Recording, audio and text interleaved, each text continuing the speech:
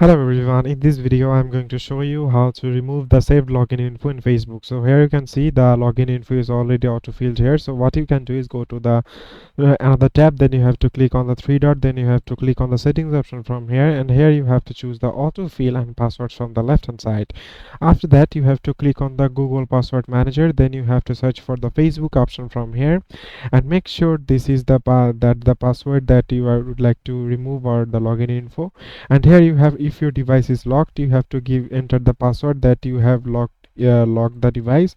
And here you can see the simply you can see the app's name is Facebook. You can simply delete the details from here. If you click on the delete option, it will simply get deleted.